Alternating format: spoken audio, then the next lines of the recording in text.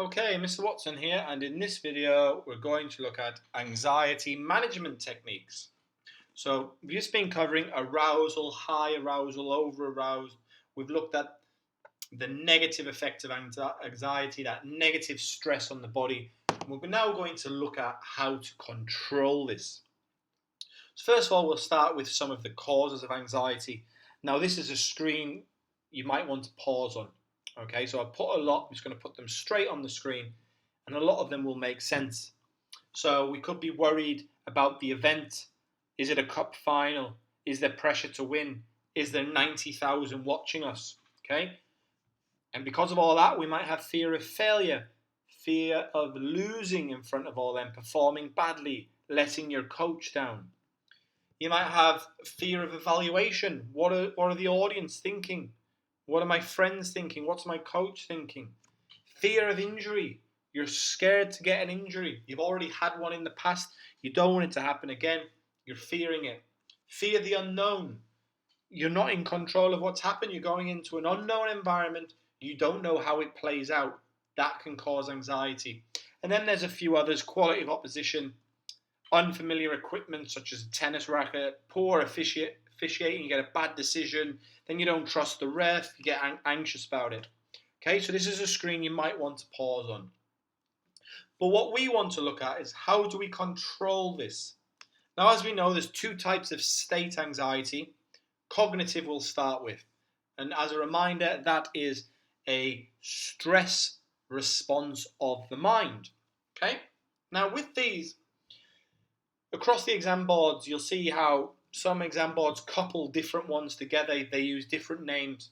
We're just going to focus on Cambridge, but you'll see it's all quite general. By knowing them, you'll always be able to get answers for any questions, okay? So, cognitive anxiety control. Start with positive or rational thinking. Quite simply, positive thinking is just in your mind a positive cognitive process. You believe that you're going to be successful. You think about being successful. You think about winning. You think about performing well, the technique. You think about doing well. So that's quite simply positive thinking.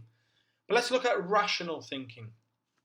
So rational thinking involves, again, a cognitive process regarding a specific skill. This is why it's a state anxiety technique. But it's about being logical, thinking logically about the situation. So let's just say, for example, you have a fear of injury. That's causing you anxiety. You're worried about it. You're apprehensive about going in to do that activity, such as skiing. You should get injured. So what you would do here is think, actually, how many people across the world are probably skiing every day? How many of them are getting injured? And you'll find that the statistics on that is relatively low. Okay, let's just go a little bit further. Let's just say you've got a skiing race. Well, how many times did you get injured in training? Not many, or you wouldn't be ready for the race. So you think logically about it. You think about how many people are actually getting injured. And of course, you recognize you could get injured, which is why you wear correct equipment. Okay, so you start to think logically about the situation. Okay, so this is what rational thinking is. Okay, so you just take into consideration the planning that you've done before and weigh up the chances of winning. Maybe you're worried about losing. Well, in your head, weigh up the chances. What is their win success? What is your win percentage success? Okay, so just be rational about it. Then we've got self-talk, really easy one. Sometimes coupled with positive thinking. You just talk to yourself. So you have that positive cognition in your mind. You're thinking positive, and then you add some words to it. I will do this. So don't think, I'm not sure I can do this. Think, oh yeah, I think I can win today. Then tell yourself you can win. Yeah, I'm going to win today. So a little bit of self-talk. You see it a lot in sport. Often just, come on guys, and you'll say your own name. You'll talk to yourself. So come on Liam, come on, I can do this. Okay, so really simple and easy one to implement into your practice. Negative thought stopping, another simple one. Block out negative thoughts. So don't even let you go through that negative process, okay? So you try to block it out. I have to say, this is one that comes in naturally. The more experienced in sport you get, and the higher your ability. And people who become more confident because you never really think negatively. So if you are a novice, and we've all been like that in the past, myself as well, you start to think negatively, but just do your best to think positively, block it out, focus on the task in hand, do not even think about or listen to yourself. Just try to go into that autonomous state of performing the skill, and just trust that in time you follow your process goals, you'll do this more naturally. Okay, so now we're going to go into two with a little bit more information, and this is because you hear a lot of terms linked to this, and we're going to go into mental rehearsal and imagery. Now, there is a little bit of difference between them. So, mental rehearsal is the ability to recreate positive images about the technique itself, or the scenario, the event that you're going to perform. And what if you're creating positive images in your mind of that rehearsal, your gymnastics routine? It's going to fuel motivation and your drive to succeed, because you've just pictured in your head you performing that very well. So it allows you to use this to perfect the technique. Okay? So what's important about mental rehearsal is that it focuses specifically on that technique in your mind. It does use imagery. You create images in your head, but there's something a little bit different about imagery that I'm going to go through in a moment, but they're very similar. And I just put up another word there, point 3, performers who practice visualization. And that, again, you visualize you performing that tennis serve in your head, okay? It'll reduce your own level of anxiety because you focus now on your target. You've seen yourself do it in your mind before, you're going to go do it again. Conor McGregor in the UFC, there's lots of videos on YouTube you can watch, massive on imagery and mental rehearsal. Before he goes into his fights, it's like he's already done it. He's already won it in his own mind, okay? Oh, wrong button there. Let me quickly go back. Okay, so sorry about that. Imagery. Now, the way this differs is that imagery at point 4, it can be unrelated to the activity. So if you're really worried about playing in front of a large crowd, you're anxious about it, okay, you might just picture yourself lying on a beach. This is really going to help relax you, okay? So it doesn't have to necessarily be linked to the event. However, at the same time, it can. You create a mental vision of success. So that's how it links to mental rehearsal, okay? But imagery doesn't have to always be related. We also have internal and external. Now, internal focuses on kinesthetic imagery. You're actually thinking in your mind. So let's just take a boxer. If I ask you to think you're a boxer right now and you put your hands up and you practice in your own mind, you're visualizing dodging combinations from your opponent. You're trying to understand how that kinesthetically feels, okay? So you visualize yourself performing the skill as if you're physically undertaking it at the time. Where external is like you're watching yourself in a movie. So in your mind, you can actually visualize your own body and you're performing the techniques. So it's like watching yourself in a film. So imagery has a few things that are slightly different. Okay, so there are some cognitive anxiety techniques. Again, you might want to pause the screen, you might want to rewind, etc., etc. So let's move on to somatic. And just as a reminder, this is stress on the body. Okay. So we've got PMR, progressive muscular relaxation. So let's see what this is. So let's focus on point 1. So what a performer does is they tense and then relax specific muscles. So let's just say you've done a hard training session. Okay. You get home, you lie down in a quiet place, and I might tense my quadricep. And when I relax it, I'm going to think, is there tension in that muscle? This is point 2. So what you're learning is that when you go around and isolate these muscles and tense them, contract them, and then relax them, you become aware of tension of your own muscles.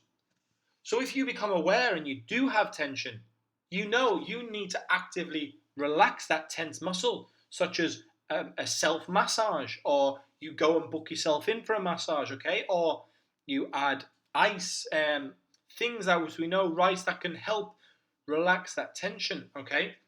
And then if we can do that, it leads to a totally relaxed state of muscles.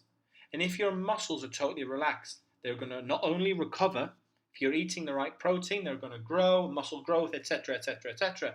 So, as we can see, it's very important if we can ourselves identify muscular tension and then try to actively relax that using PMR. It's great. Now, PMR can become a very quick process, and it can be done before, after, or during the game. So at half time, if you think my legs don't feel right, you start contracting them, relaxing them. And if you feel some tension, depending on the level you're playing at, you might call over the physio, or if not, you might look to get some deep heat or something to get you through the rest of the game, as long as it's not going to cause long-term damage. And then, but what we would say is that ideally, this would be performed in an appropriate condition, such as a quiet environment, the lighting's dim. So if you picture a spa, you've got that lovely music, the birds chirping, the lights dim, there's like a nice smell, a good aroma in the place. You're usually wearing loose clothing. So sometimes if you're doing this during the game, that's not going to be possible, okay? Because you need to keep some level of arousal to go and play the game. So this would be something you would do after. So that's PMR, not too complicated. Quite simply, contract and relax the muscle. If you identify tension, look to actively relax that tense muscle. Now we've got breathing control. What it says on the tin. You control your breathing. So deep breathing needs to be practiced over time for it to become effective. So it's not just taking a few breaths. There is a skill for this, and it's often something you develop really well by going to yoga and mindfulness. These are other cognitive and somatic. They're techniques that combine both.